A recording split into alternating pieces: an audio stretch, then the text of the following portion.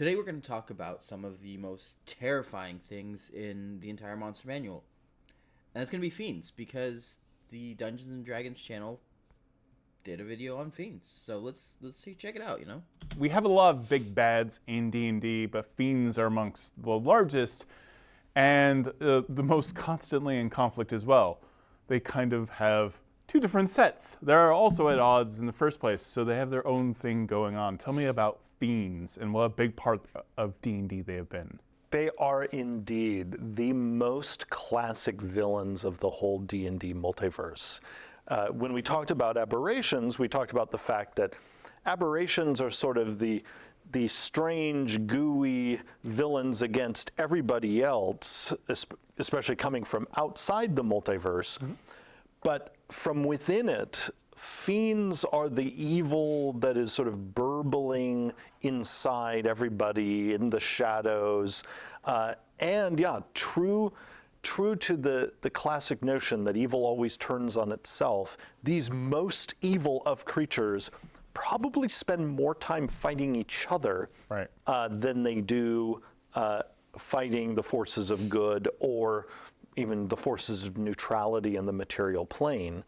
And one of the things that was really fun when building out this book was not only do we have, of course, all the devils and demons, but we also have Yugoloths, a sort of third group that sort of play both sides against each other. We have unaffiliated fiends like succubi and incubi, who really don't take sides, but they're firmly committed to the eviling. Yeah. And that really is sort of the unifying thread here is evil with a capital E. And really the main flavor differences is whether they are more orderly about it, or are they more chaotic about it, or are they kind of just going right down the middle? They don't care about law or order, and all they care about is that malevolence is going to be victorious in the multiverse. And this group got bigger because this time... Yeah, it's big. Yes, it was already a big category in the Monster Manual. It got bigger in this one. Yeah, we mentioned the addition of Gnolls. Were Sahuagin always part of this category? They were not. Okay. So as we looked at various, especially humanoids, in the previous Monster Manual and assessed whether that was in fact where they belonged, although we also looked at every category and looked at every monster in every category and considered, is this really where it belongs? When we got to Sahuagin... All right, so I've said this before, but I'll say it again. Humanoid shouldn't be its own monster class. Humanoid is more of a descriptor than anything else. Werewolves are humanoid. Sahuagins are humanoid. Gnolls are humanoid. Humanoid is anything that will bipedal, right? Anything that can resemble a human. If all you see is the silhouette of it. So humanoid shouldn't be its own standalone monster class, in my opinion. Hopefully this is the last time I say it, but I mean, there's a lot of other videos that I'll still cover. There's the Fae and the Celestial videos that are out that I haven't covered yet, and we'll go over those in a few days, I'm sure. But for now, yeah, humanoid shouldn't be its own monster class. It's more of a descriptor than anything else, but I'm splitting hairs again. And Gnolls, both of which are strongly associated with Fiends, we decided that they really belonged in the Fiend category. They're an example not of Fiends that are from the lower planes, but of creatures that have been made fiendish by Fiends. Again, going back to our video on aberrations, we talked about this. There are those aberrations that are from the far realm, and then there are those aberrations that are made. And so really the idea behind the Sahuagin and Gnolls is that these are creatures that have been made fiendish in the material plane. And it was also fun to, with Sahuagin in particular, who have long been called sea devils in the game, to literally make them fiends this time around. Yes, and it also helps set them apart from some of D&D's other famous fish people, like the Koatoa. So now they have much more of their own role, their own vibe, leading into that bloodthirstiness. Wes, that gets at one of the things that we see creature type doing. Creature type not only has mechanical ramifications in the rules, but it has world building ramifications as well. It's a tag that the DM can look at and from a very high bird's eye view get a sense of what differentiates some of these creatures. And so if the DM, for instance, is looking at a lineup of sort of anthropomorphic animal creatures and sees, all right, there's this vaguely fish person, this other vaguely fish person, this hyena person, this jackal person, this wolf person. If they're all humanoid, it's really hard from a bird's eye view to suss out story-wise, why does D&D have all these? Now, of course, if you know the lore, if you know the mechanics, you know that there are meaningful differences among them. But we really wanted creature type to also do some of the lifting in communicating right away to the DM, here's what's different between them. And so, yeah, with Sahuagin and Kuatoa, it tells you something immediately, that the Sahuagin are fiends and the Kuatoa are aberrations. That shows that their roots are in different parts of the multiverse. And that also means they tend to feed different types of stories. For those that don't know, what is the key difference between devils and demons? Because I feel like demons just want to tear your face off, and that's their pastime, that's their joy. Devils seem to be the ones that just want to make a deal or corrupt. Well, that's definitely an aspect of it, and that for devils gets at the fact that they're from the nine hells, they're lawful evil, they're the schemers, they're the evil that's lawful, they want to manipulate, they want to corrupt, they want to change.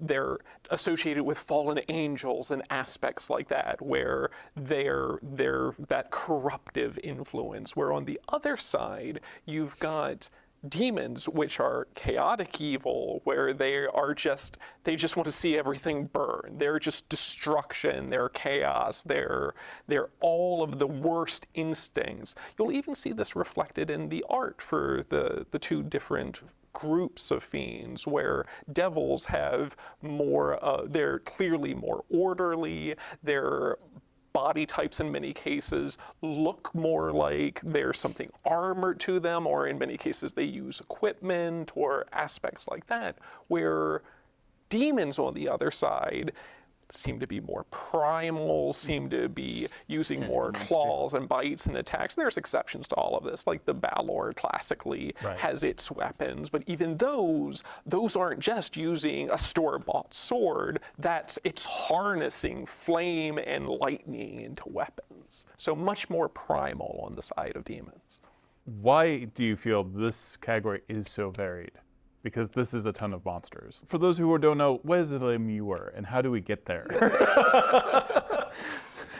Well, so we have, part of the reason why there are so many fiends is going all the way back to D&D's beginning. D&D has always had a ton of fiends, at least with the advent of the first monster manual. It's a necessity. This has always been a very well-stocked category of monster, partly because of the influence of real-world folklore, but also because of those two different major groups. And again, there are actually more than two groups of fiends, but the two prominent ones, devils and demons, meant that sort of each team over the years of D&D has gotten very heavily filled out. And so that means if you're going to do a broad spread of fiends, and you want to represent the two major teams, already you're signing up for a lot of monsters.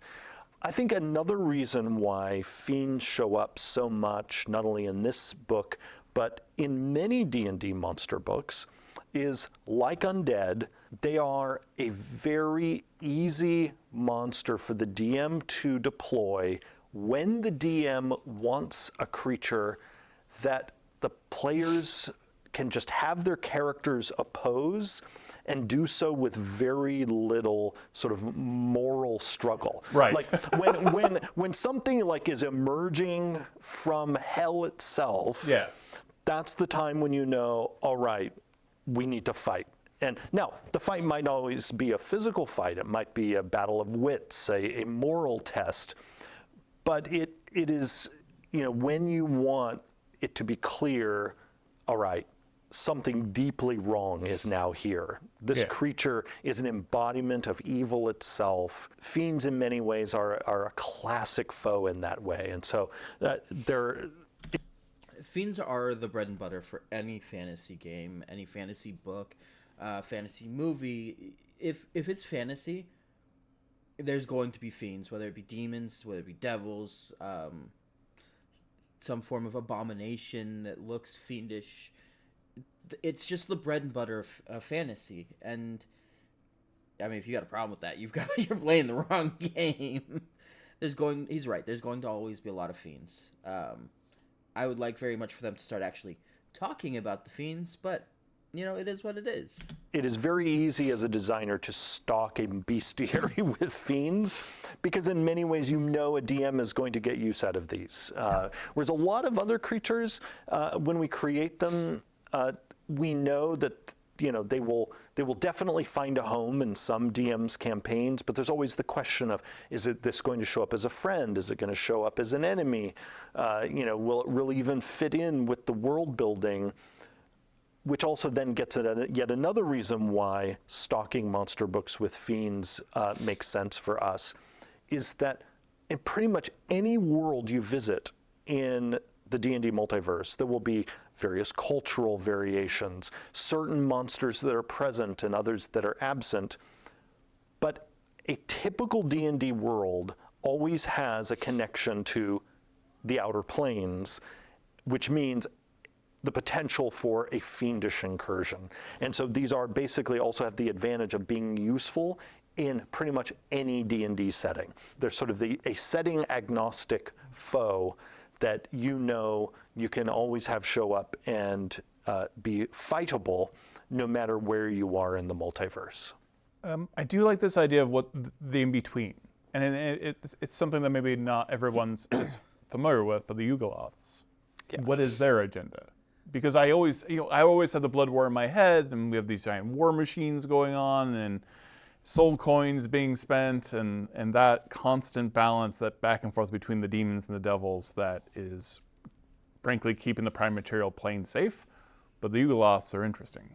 Well, you just touched on the Blood War there for a moment, which it's that endless conflict between demons and devils. It's not just that fiends are warring against mortals or the upper planes. It's that evil turns on itself. It's the idea that the forces of the nine hells and the forces of the abyss are constantly locked in this struggle, this conflict. And then in the mix there, you also have the Yugoloths, which they're the fiends that are like the mercenaries of it, of the Blood Wars, while also being their own embodiments of greed and selfishness. These are demons that are, these are fiends that are constantly out for themselves, that are constantly have their own agenda and are trying to get the most out of the multiverse for themselves. And that means that they have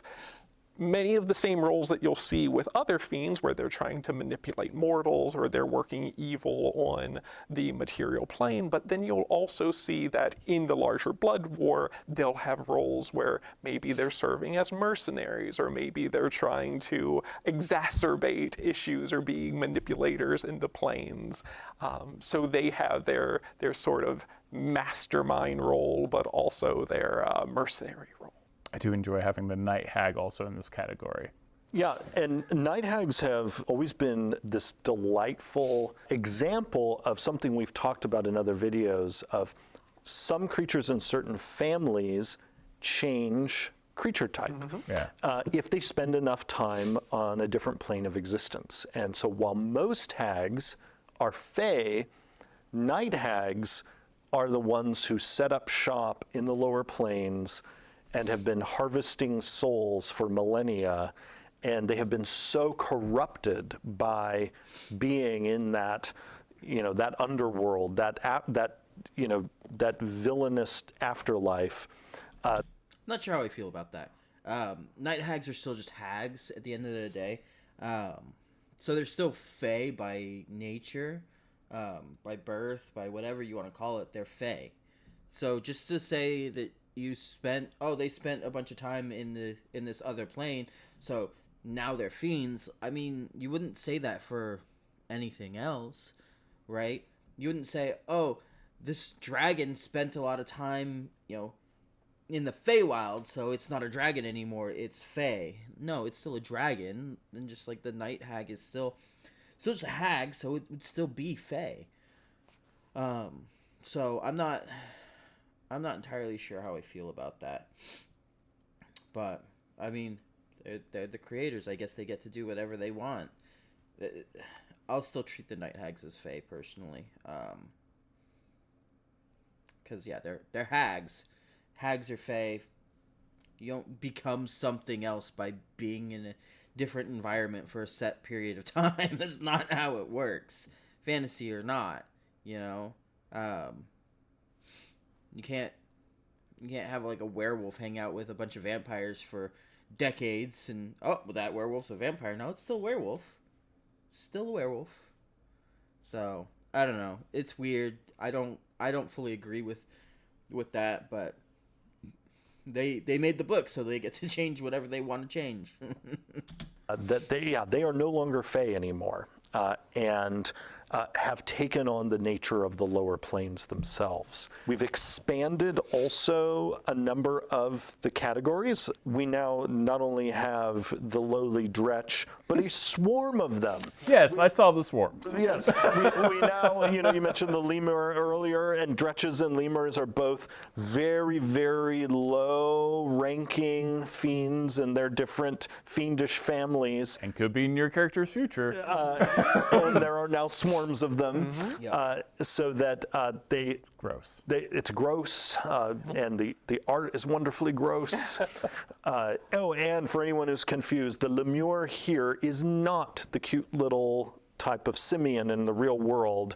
No, it is We can do a comparison video. Yes, this word, this confusing word that sounds like the cute animal from the real world comes from real world folklore, actually, of a type of very low-ranking fiend.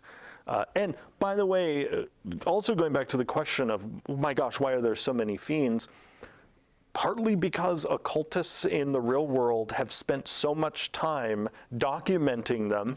A lot of that stuff fed right into D&D half a century ago. Yeah. So there are, anyone who has read like real world books like the Goetia and other old occult books will notice there's actually a lot of stuff from there echoed in Dungeons and Dragons. And I was actually thinking that cultists in D&D have great marketing teams, like converting.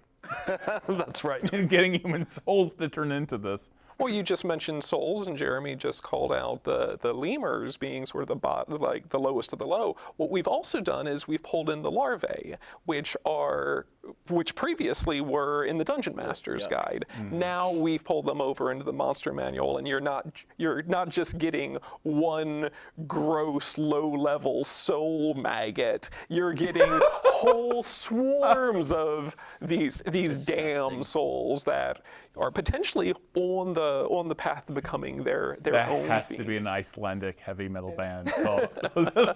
And these soul maggots are specifically what night hags love to shepherd around. Perfect. That's upsetting. Also, the Lamia is now in this category. So just as the Sphinx moved over into the celestial category, the Lamia moved into the fiendish category. And part of that is, again, as we sort of looked to make sure every creature was in the category it truly belonged in, the Lamia has roots that go to the demon lord Gratst. And so just as gnolls who are connected to a demon lord became fiends, the Lamia also became a fiend. This is another case of I'm in love with all of this art because this is so absolutely metal. And you mentioned how different the demon art is from the devil art. But when you're looking at the chain devil, I've never seen a chain devil like that. That looks cool. I've never seen, the bone devil is just terrifying in this. And it feels like its own genre. Again, That's it feels cool. like this is the moment where the story of your characters is no longer like a Fae story. like you've entered into a different part of the story. And this is something that we spent a lot of time in conversations about, was we wanted people to be able to look at a demon, look at a Yugoloth, look at a devil. Look, there's a lot of people out there that are irritated that they're coming out with a new edition, but they refuse to call it a new edition. One D&D is its own standalone edition, but we're not covering that right now. Say what you want, hate on what you want. Everyone should just admit this art is beautiful. It's some of the best art they've ever given us. It's some of the best art WotC as a whole has given us. And I used to play Magic constantly, and that art's beautiful. But this just takes the cake, you know? I mean, whoever did all of this art, you guys are fantastic. Keep up the good work. This is great.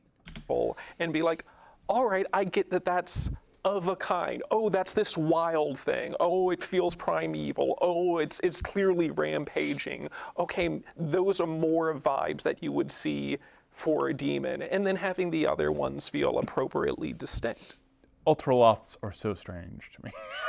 Yeah. I love the art of this, but like you could be forgiven for thinking this is an aberrant creature. We have the succubus and the incubus. Yeah, we have. Is that supposed to be the new art for the succubus and incubus? Because, like, really fucking cool. Really cool. Kind of makes them look celestial, though, because the star bodies. I don't know. Maybe that's just me, but it's still cool. Kind of gives off a not a fiendish vibe. The horns do, but everything else is like, no, I'm not a fiend. Yeah, you are. Still fantastic, though. Separated them out into two entirely different fiends. In the 2014 monster manual, the succubus and the incubus were the same monster, and incubus was simply the name of the male presenting version of it, and succubus was the female presenting version of it. Following lore. What we've done now is instead taken those names and tied them to the fiend's function rather than its gender presentation, because part of the story of these fiends is they can actually change how they're presented. Yes. Like they will appear in whatever form is going to most appeal to the mortal they are tempting. And so we really leaned into the fact that in a lot of folklore, the succubus is providing physical enticement, whereas the incubus is invading one's dreams. That's fair. And so now the succubus can present in, again, whatever way, male, female, or otherwise, to entice somebody. And one of their abilities is they can turn into an incubus, and similarly an incubus that focuses on, like Freddy Krueger, invading your dreams. It can, after a long rest, if it wants to instead operate in the physical realm, transform into a succubus. And so I think this has been a really fun way for us to deepen the lore of this particular fiend mini family.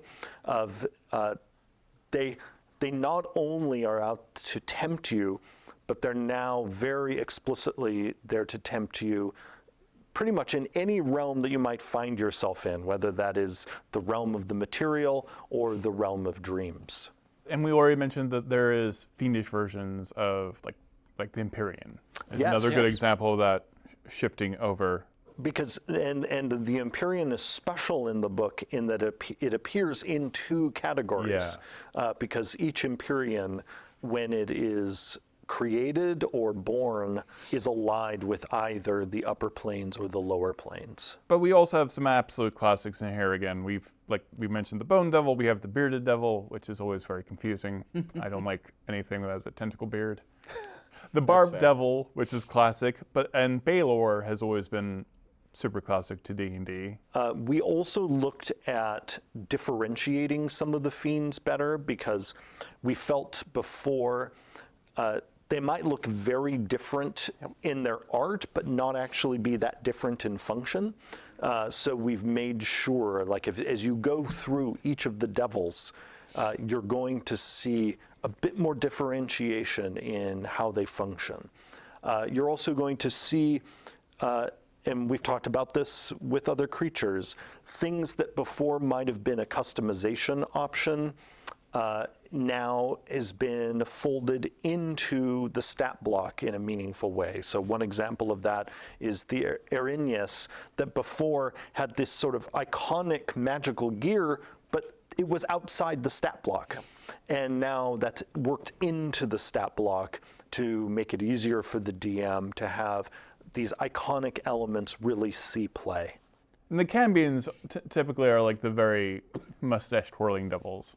Well, they're not devils necessarily. Oh, okay. A Cambion can be the offspring of a demon or a devil. The Cambions are also one of the fiends. Tell me I'm wrong. Please tell me I'm wrong. They look like the demon hunters from World of Warcraft in this art. From the green portal in the background, all the red one's got all those rune-looking lines etched into its face and wings. Please tell me I'm wrong. I'm just seeing things, but they look like the demon hunters from World of Warcraft. Where we wanted to broaden the options for how a Cambion might come about. So certainly a Cambion might be an offspring of a fiend, but then it also might be infused with fiendish power in a different way. And there's a whole table of suggestions with how you might be able to work one of these sinister critters into your stories. Ah, yeah, Kazame. Sorry, I was listening to you. However, giant mosquito horse is always terrifying. Kazame. But that's an important distinction of the Cambion. Mm-hmm. But this artwork is like distracting.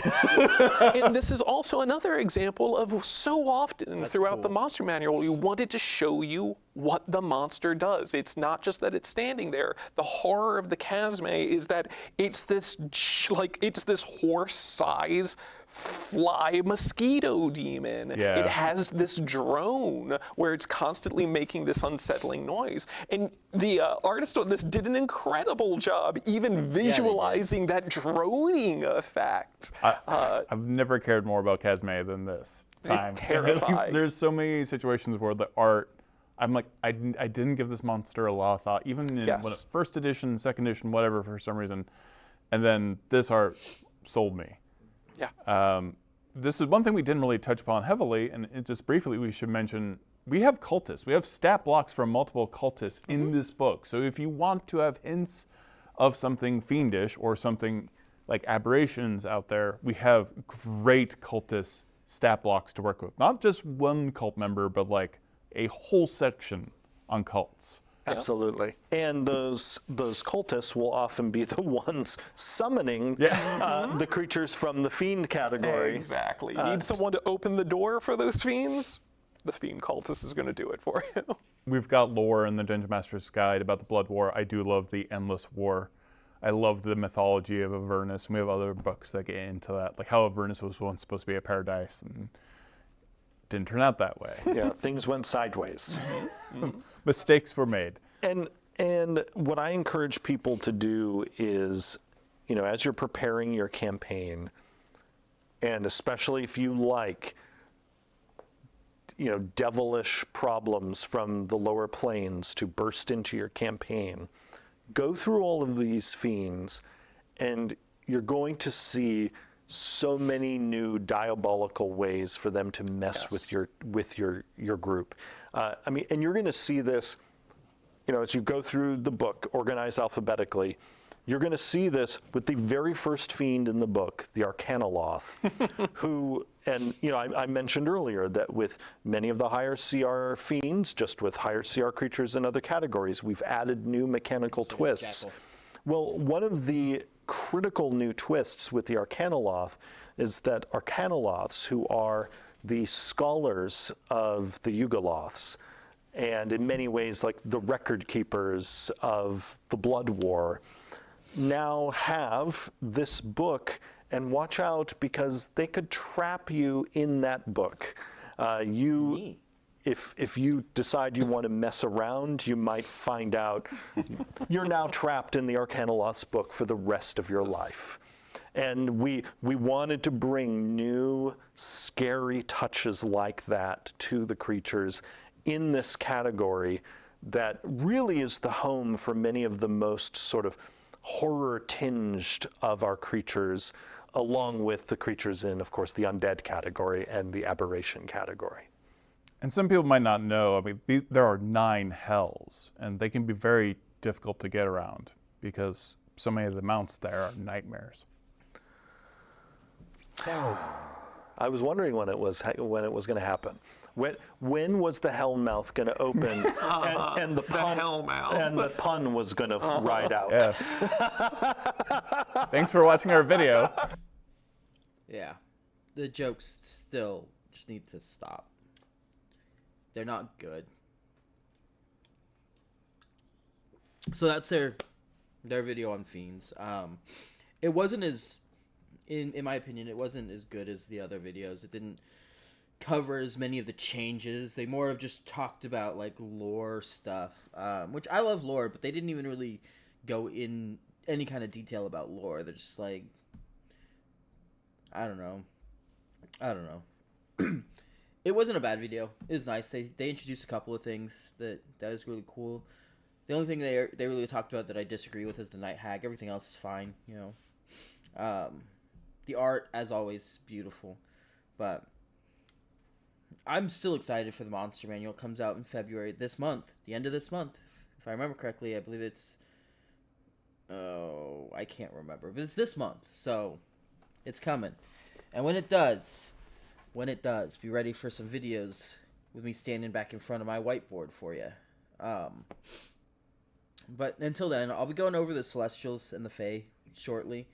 Let me know in the comments below which one you wanna see first. I'll be doing a poll as well. But yeah, this Fiend video wasn't as good as like the Undead was or the Aberrations, but beggars can't be choosers. We'll take whatever information we can get, right? If you like this video, go ahead and subscribe, and like it. Give me a comment below. If not, well, as always, thanks for watching.